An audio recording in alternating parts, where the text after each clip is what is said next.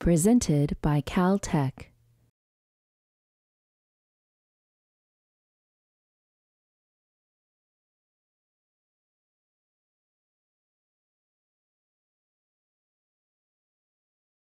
So welcome to the Watson Lecture. I'm Kerry Vahala, and I'm the Executive Officer of the Department of Applied Physics and Material Science at Caltech, the department in which Kathy Faber conducts her research. Kathy is the Simon Ramo Professor of Material Science, and as probably many of you know, she recently joined the faculty at Caltech just in the last year. Previously, she was at Northwestern University, where she was also in the Department of Material Science. And at Northwestern, besides the research that she does in teaching, she's also held several leadership positions. She was the Dean for Graduate Studies and Research, and before that was also the chair of the Department of Material Science and Engineering. Kathy's received many awards and honors over the years, and one I'll just mention that she received last year. She was elected to the American Academy of Arts and Sciences. Now, the work that Kathy does and the research that we'll hear about tonight is generally part of the broad area of material science. A number of different faculty involved in this area at Caltech. And Kathy's unique area of specialization is in high-performance ceramics. And my own area is something quite different, but over the last year, I've had a chance to become more and more familiar with the kind of work that goes on in this subject and the actual research that Kathy is involved with. And we'll hear about one facet of that tonight, but I thought I would mention that in addition to what you'll hear tonight, Kathy has many other areas. One of them that I'm particularly interested in, and I've had a chance to learn about over the last year, is the application of ceramics, and perhaps some of you know about this, to actually jet aircraft engines. And there's been a push, obviously, to drive the efficiency of these engines to higher levels. And scientifically, the principle that guides us in that is to try to make the engines operate at higher temperatures. The law of thermodynamics are in effect here, the Carnot efficiency. And essentially, that has a limit, and the limit is set by the material properties. And so it turns out that ceramics are used actually to increase the durability of the turbine blades, okay, which are whirling around at tremendous speeds and at ever higher temperatures in these jet aircraft engines. And this is another area that Kathy is involved with. Now, tonight, okay, we're going to hear about something completely different. Another area, okay, that involves material science, but now the connection is to the art world. Kathy, as it turns out, is a leader and pioneer in this area. This is something she started when she was at Northwestern University, and she formed and is still the co-director of the Center for Scientific Studies in the Arts in Chicago, and that's a partnership between the Northwestern University and the Art Institute of Chicago. And basically the focus of that center is on the study of art conservation, okay, what we'll hear about tonight. So the title of Kathy's talk, okay, is Watching Paint Dry and Colors Fade. And so please join me in welcoming Professor Faber.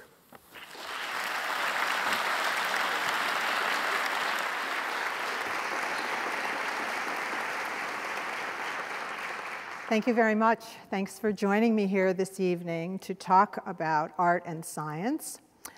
And I especially like this juxtaposition of Pablo Picasso's red armchair here. You may love it, you may hate it, but you have an emotional response to that particular painting. And I use this as the start of my presentation because it brings to the fore what happens. Why do we take a beautiful work of art and turn it into an object of science inquiry? And so I would like to do that this evening with a number of examples. I first got involved in this more than a dozen years ago, quite serendipitously. And what I learned very quickly is that there is a lot of science that goes on in a museum, at least in the major museums around the world. And to give you a sense of that, I've put this slide together with all the many scientific aspects of museum research. Perhaps the most common nowadays is that of technical art history, in which we learn as much as we possibly can about an object to better explain history. And that includes the history of the object itself. So for example, if we were to find out some of the minor constituents in a paint or in a ceramic body shown here, we might be able to say something about trade routes in the processing of that material that took place. By knowing an awful lot about the technical art history of materials, that can aid us in treating them. And so we can, once we understand the materials, we might know better how to correct any damage that has occurred. Of course, we are often interested in provenance of materials, whether or not an object is correctly attributed to a specific artist. In a crass way, we'd say we're looking out for fakes, but we won't use that term anymore tonight.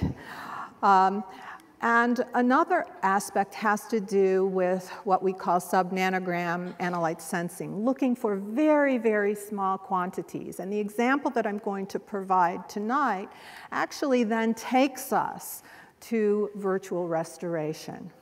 And before I leave this slide, I wanted to mention one other aspect, and that is non-destructive testing.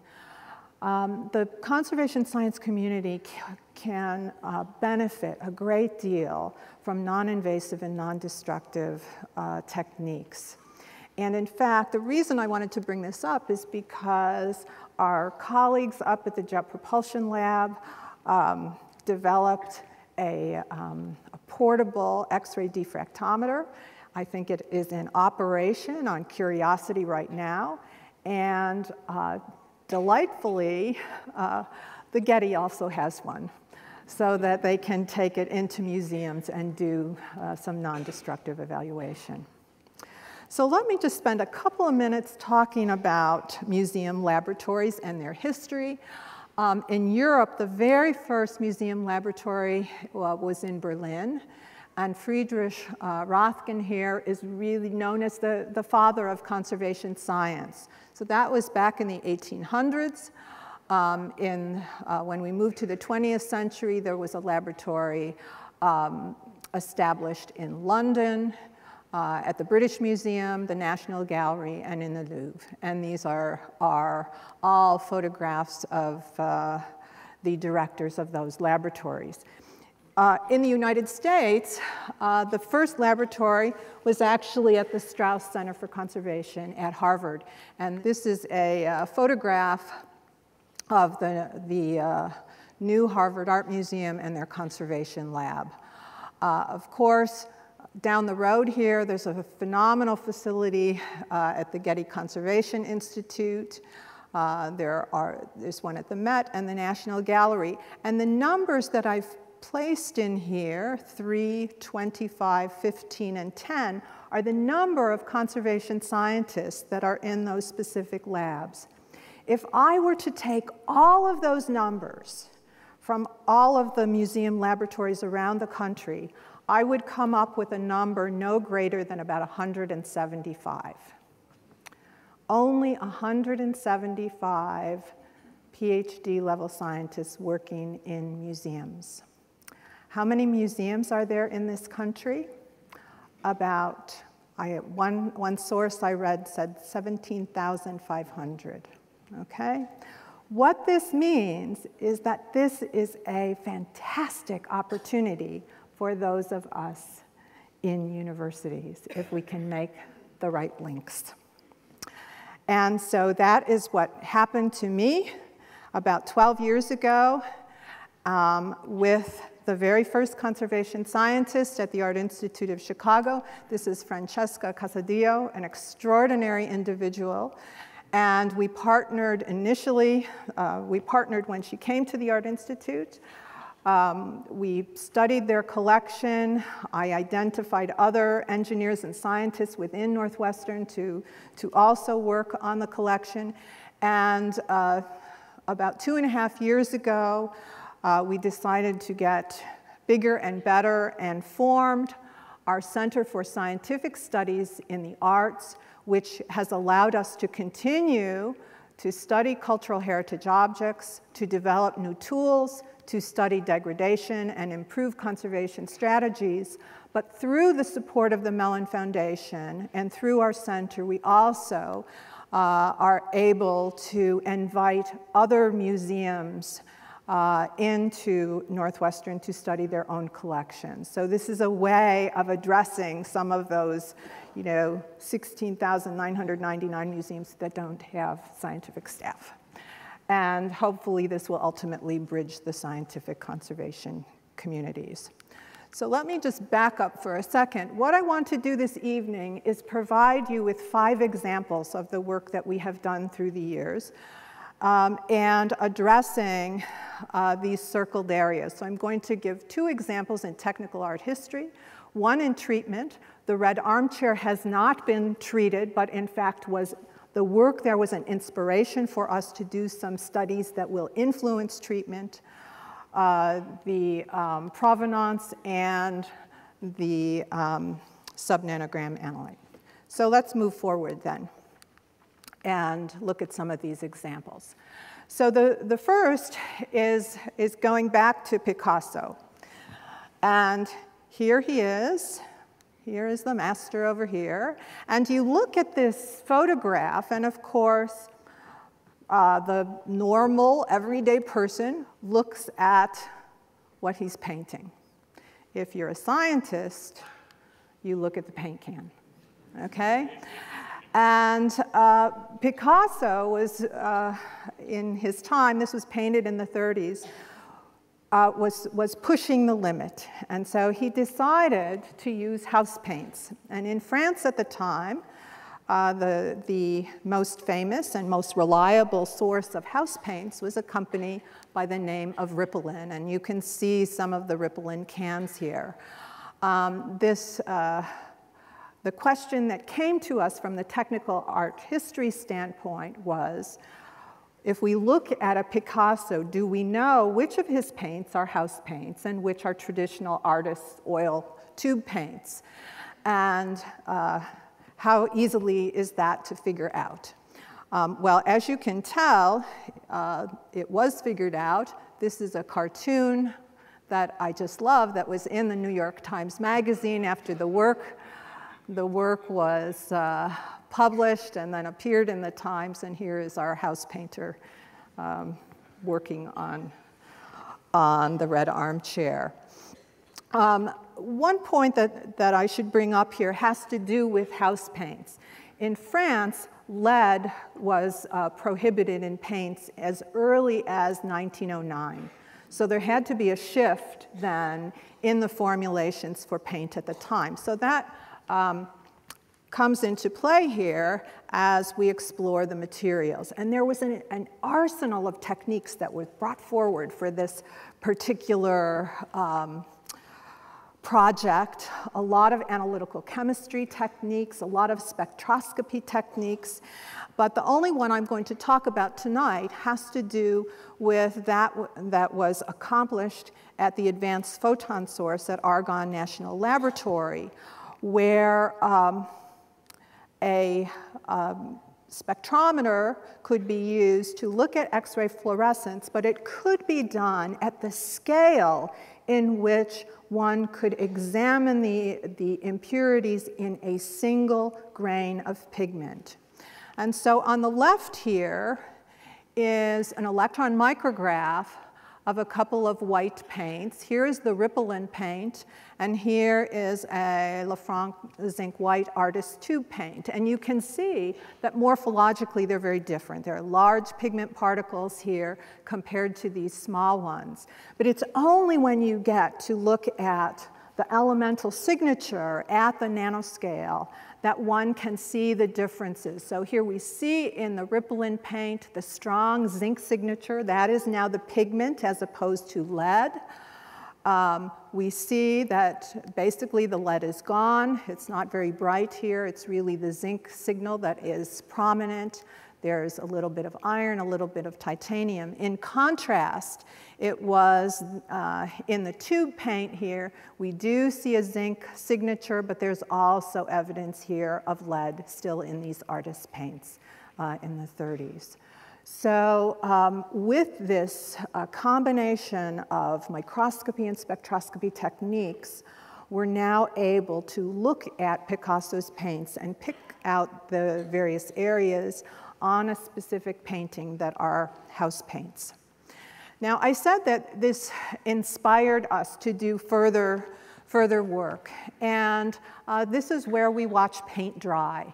And so in our laboratory, we are now making some model paints, and those include zinc oxide, so that's the pigment, into some very simple synthetic oils.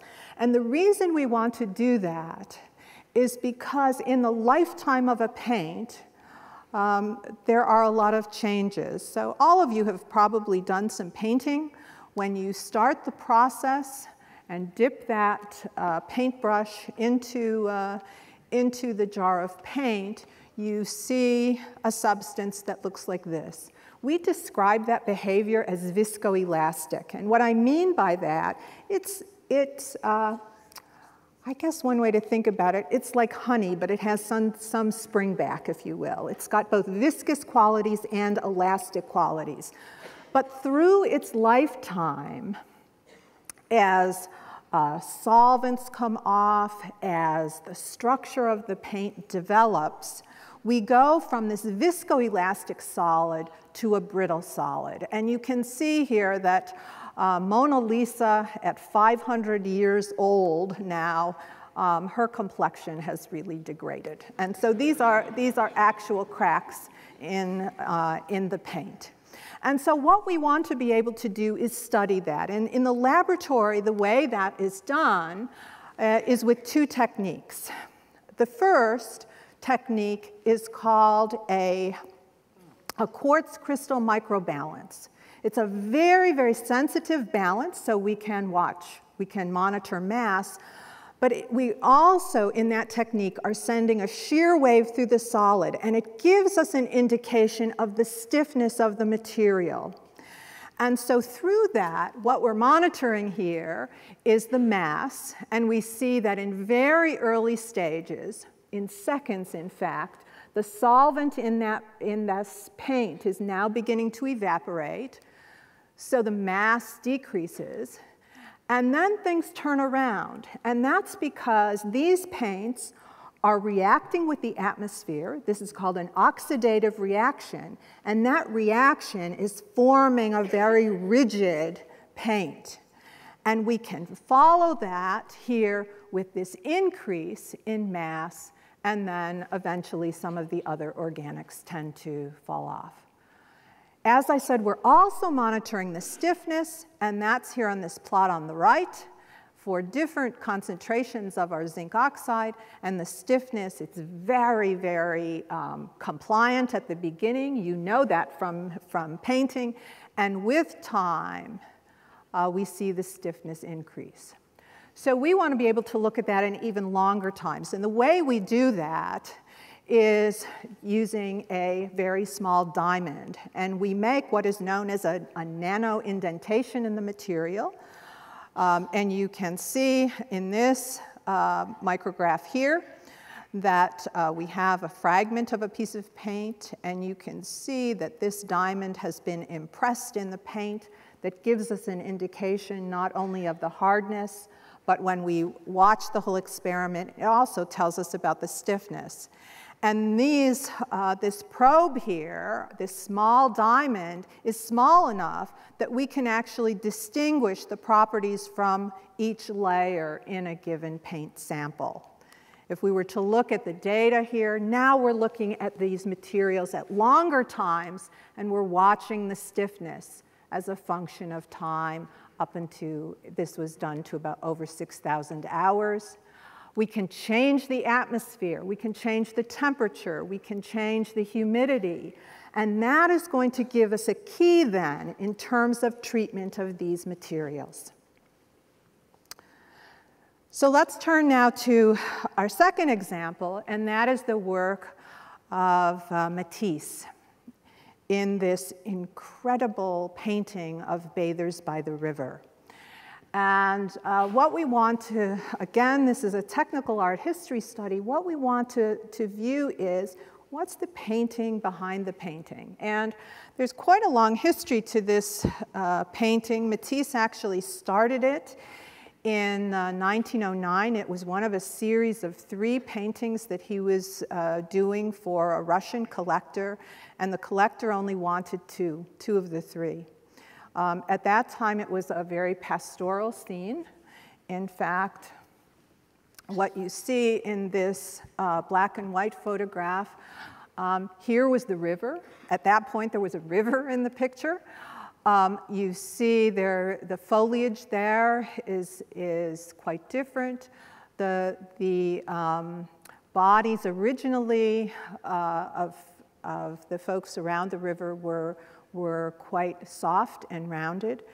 But by 1913, Matisse was getting interested in Cubism, and this painting began to change. And you can see that in evidence in late 1913. The legs here are becoming much squarer in places. There is a snake that has appeared into the picture as well. And because we have photographic records taken at the time by Eugene Drouet, we can learn a lot about what was the painting below the painting. So again, here is November 1913, and here's what we see at the Art Institute today. You'll see the foliage has changed. The river, which was in the center of the painting, has now become a black strip. So many, many changes. But here are the very, very important photographs that were taken at the time. We often use X-radiographs, much the same as you would get in a hospital. And so we can see the forms below the surface. But what we don't know is anything about color. And here's where some computer scientists, my former colleagues at Northwestern, Agalos Katsagalos, and Sotos Tafarias came into play to do this work, and because of their interest in colorization. And so they had the algorithms and knew how to do recolorization, but they were missing a very important piece. And working with conservators and conservation scientists and taking very, very small samples, what we're now able to do is merge 2 very important but different sources of information. So here is the paint fragment. This is the surface as we see today. If we go down a few layers, we see that Matisse's color palette changed drastically between 1909 and 1917. And by taking this information from samples at various parts of the painting, our computer scientists could put together, first of all, what we're seeing in the present day.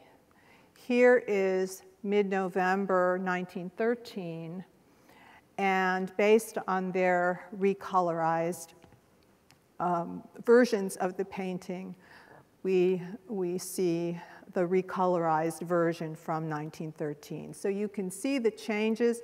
The form has changed, but not only the form, and the color has changed. If we look even further to the right in that painting, one might see something even drastic, more drastic in terms of the earlier version, where the very, very bright greens were used by Matisse in the earliest rendition of the painting.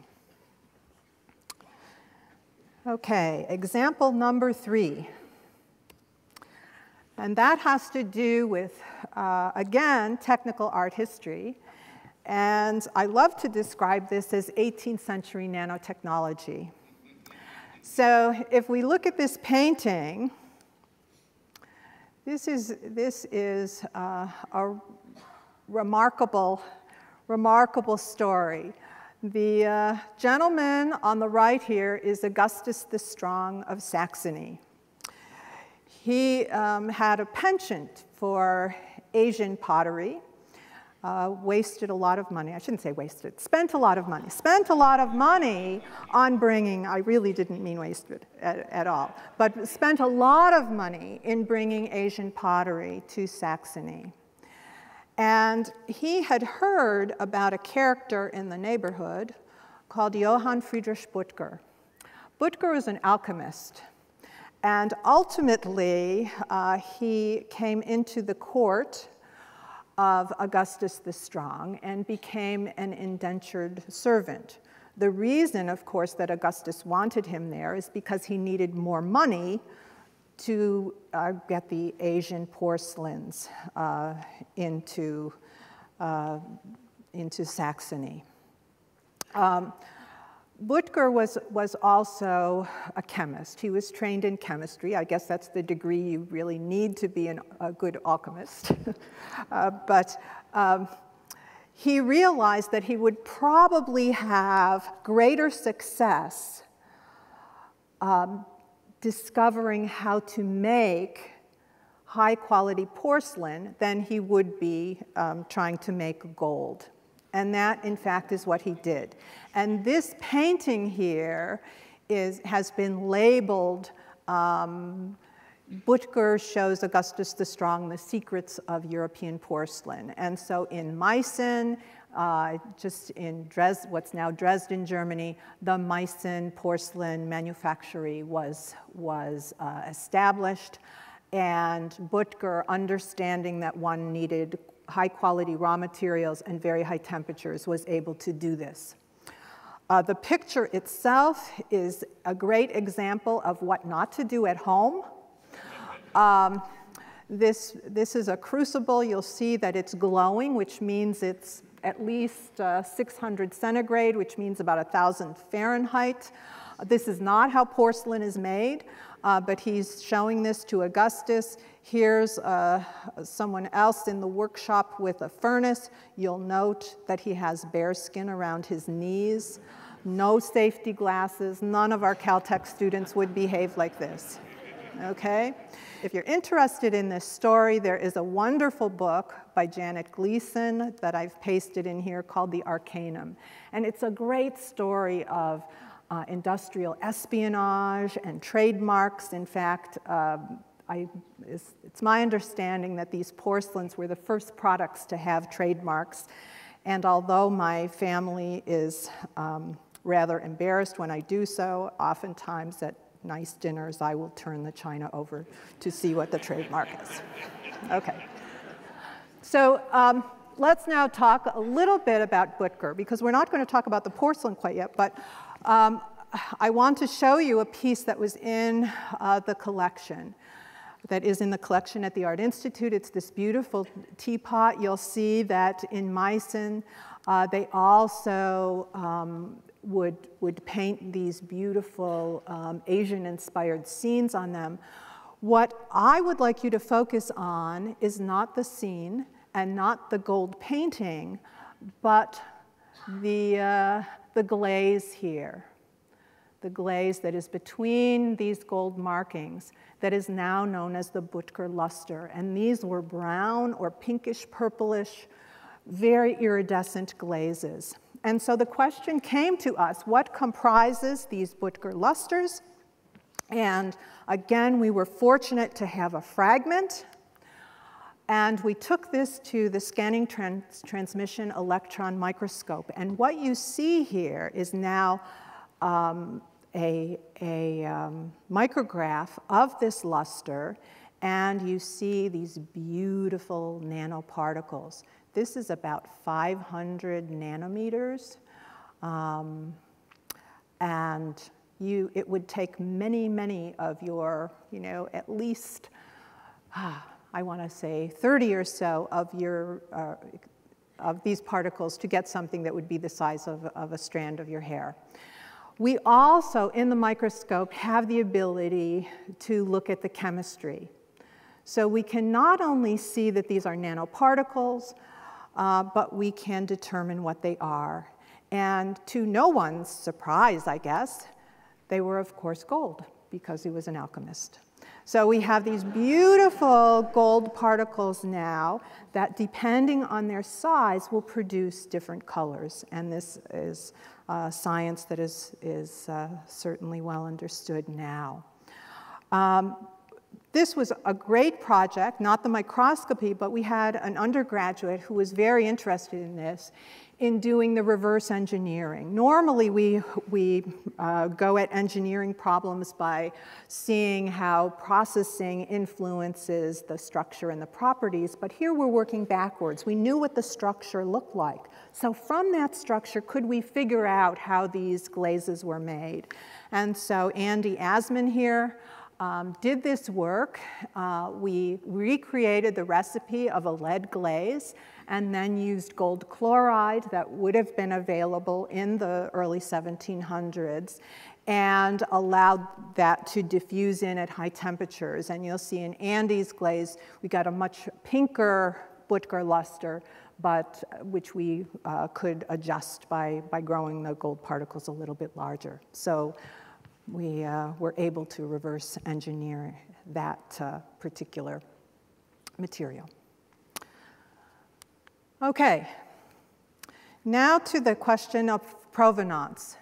So again, I'm going to talk about work that was done at Meissen, and just outside of Dresden. So again, this was in the Meissen manufactory. But we'll see here that a number of places around the world also worked on these red stoneware materials. In Delft, in China, the Yixing is certainly well known for this, Wedgwood in England, and Staffordshire. And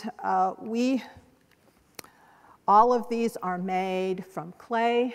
That clay is mixed with sand, and added to that is some sort of a fluxing agent to lower the melting point of some of the constituents.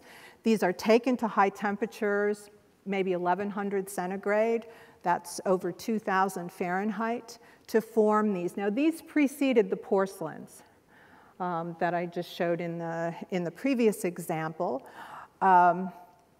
As you might expect, there's a lot of iron oxide in that clay, and it was really the key, if we could get the iron oxide out, to get the purer clay for the porcelains. But these all contain iron oxide.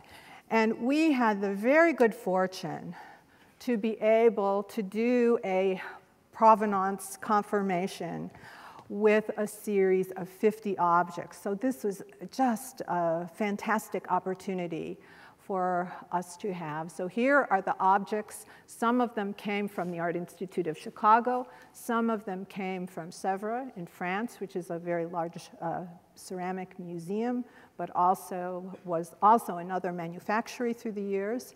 And some of them came from a private collector. And the provenance was largely 18th century Meissen, that we were told. There were a few pieces that were 20th century Meissen. It turns out these were these commemorative coins shown down here at the lower lower portion of the photograph here, and some were Yixing, were Chinese. Each of these objects was examined. This is an X-ray fluorescence unit. You'll see that we can bring this very close to the object to collect the spectrum, and that spectrum is basically the fingerprint that tells us all of the chemical elements that are in the solid. Another piece of spectroscopic instrumentation is shown here, but I'm going to focus on this. And so let's have a look at what we found. So here are two pieces. One was in the private collection and one was at Sèvres. And we see they look identical. They look identical. Same handle, the surface relief, although the lighting here isn't quite so good. They look identical. And so the question was, are they both Meissen? And so here, what I'm plotting here is all of the data that we've collected for some of the primary constituents in that red stoneware. On here, we're plotting the amount of titanium. On here, we're plotting the amount of iron. And this is in relative values. And what we see that's just terrific is that all of these samples now form a lovely cluster here. You'll notice that, not to our surprise, the 20th century Meissen is off the charts here. That's to be expected. These green X's here had been attributed to Chinese red stoneware, and then there are a few others. So where are our teapots? They fall smack dab in the middle of this. And so we would expect that from that these two are indeed Meissen. Okay? Here are another two teapots from all of the papers that had been collected on this. The one on the right here had been attributed to Meissen, and on the left had been attributed to Yixing. And when they were analyzed chemically, it looked like they were also Meissen.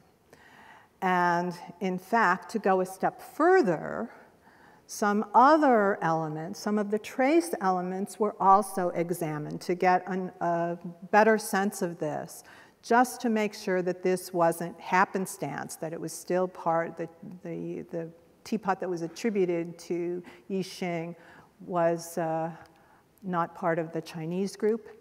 And when that happens, again, now we're looking at rubidium, a minor element, and strontium, and we see them both, again, smack in the middle of this collection of data.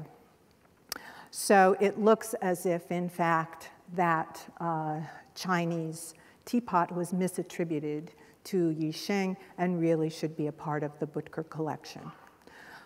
One last rather unfortunate examination is of this slop bowl. Again, this is from our private collector.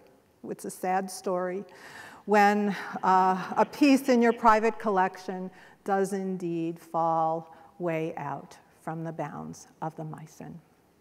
So it has been really an interesting experience for me, seeing data that comes from a variety of different pieces, probably made within, 20 years or so, where we still can cluster data so closely to give us very important information on provenance.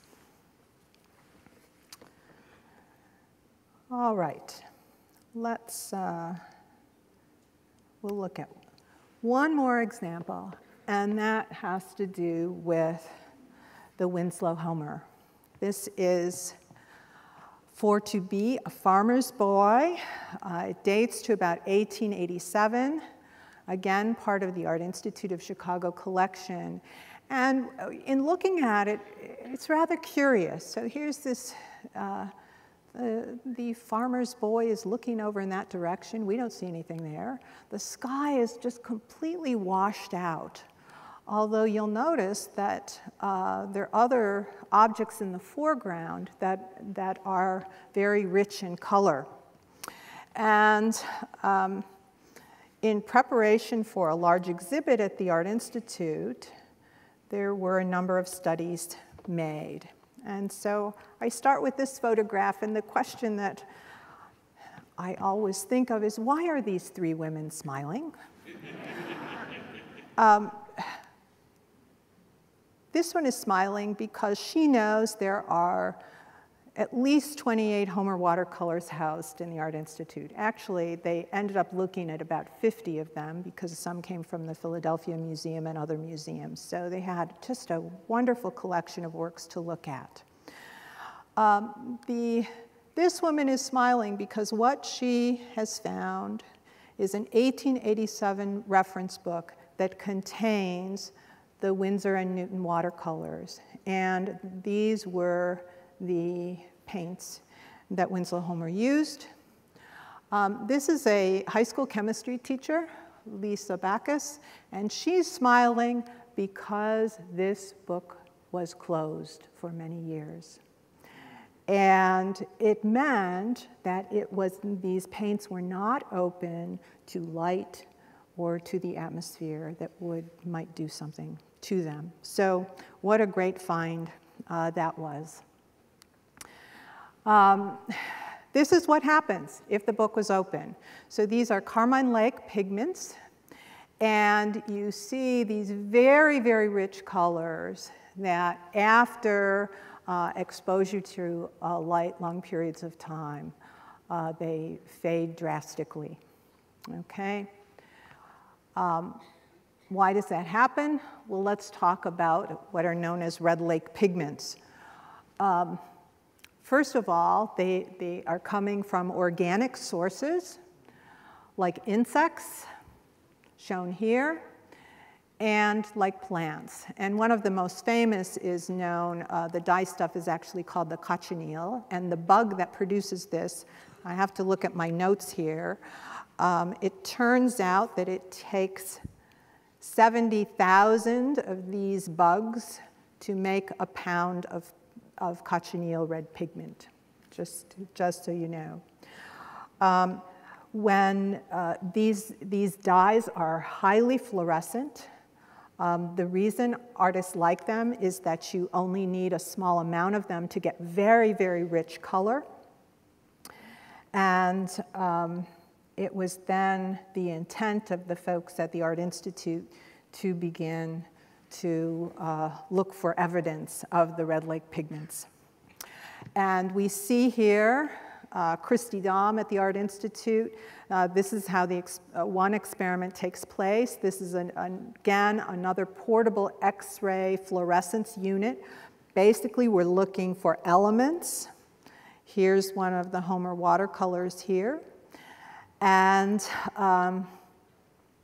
that's not going to give us the full story, though, just the chemical elements alone. Instead, we are more interested in the organic molecules that are produced when these insects are used to produce dyestuffs, or when these plants are used to produce dyestuffs. So let's move forward. So what technique then can one use? And the technique that we took advantage of, actually my Northwestern colleague in chemistry, Rick Van Dyne, is an expert in what's known as surface enhanced Raman spectroscopy. Let me tell you a little bit how that works. Here is a molecule, and it's sitting on a nano-patterned surface. And this is excited by a laser, and from that there is a scattering from this molecule. The absolute wonderful thing that happens with this scattering is that one gets enhancement of that scattering signal by 10 to the 5th to 10 to the 7th times.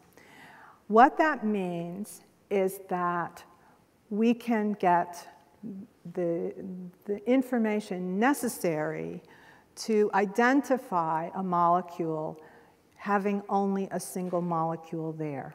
So we don't need much sample at all, okay? So it's just a fantastic advantage for this type of study. So just to give you a sense of how well this works, here is one of the red lake pigment molecules. This is purpurine. And here is our signature. This is our fingerprint of purpurine. This is what we would get if we use standard Raman spectroscopy. This is what we get from the surface-enhanced variety of it. So it is an incredible, powerful technique to be able to identify these dyes. Okay? So now let's go back for to be a farmer's boy. Okay? Here we are. This is just a close-up of the boy looking at the washed-out sky. And here is a magnified view of a portion of the paper. And what you notice here is there is some pigment still there. And in fact, by virtue of the structure of paper, if you've ever looked at it up close, you know that it's a series of fibers. And if one is careful enough, you can go in with a little scalpel, you could go in with some sort of a needle, and from that, get something that was underneath one of those fibers, paper fibers. And from that, get it to the point where we can get it to our spectrometer and identify it. And so here is just a microscope view of some of the particles that could have been taken from the paper and then transferred to the surface-enhanced Raman spectroscopy. And here we see on the right the various spectra that were identified from these pigment particles. What this has meant, or I should say, the analysis of these has shown us that in this particular painting, there was both red and yellow pigment in the sky. So what might that look like? Here we see the current version, and here is the virtual restoration. And I think we now understand what the former farmer's boy is looking at. So he's looking at the sunset. And so had you been around in 1887, this is what you may have seen at a Winslow-Homer show. Before I end, I want to talk about one more aspect of all of this that was completely unintended when we began this partnership and collaboration more than a dozen years ago. And that is the fact that art is a powerful tool to be able to bring people to science. And we learned this from one of the high school teachers who spent a summer with us. In fact, it was Lisa Bacchus, whose picture you saw a little earlier. Spending the summer with us, one of her obligations as a research in a program called Research Experience for Teachers was to come up with a unit to take back to her high school. And Lisa was, she knew she had to teach chemistry to the students who didn't want to take chemistry. And so by the end of the summer, she had put together this phenomenal unit to do that and said, I'm going to go in, we're going to make our own pigments, we're going to make our own paints. And once we do that, we're going to ask the question, why is red paint red? And use that opportunity to then talk about light and absorption and reflection waves and atoms and electrons and energy levels and chemical bonds and explain to her students why this is red and why the hat in the Two Sisters on the Terrace is red as well. She also went further and said, how many art techniques can we describe that have engineering underpinnings? And I show that here. I'm sure her students did some sun printing, and then back in the classroom, she showed them how that is related to photolithography. So this was completely unexpected when we started, but has certainly given me pause to think about how I can take my work in this for various outreach experiences.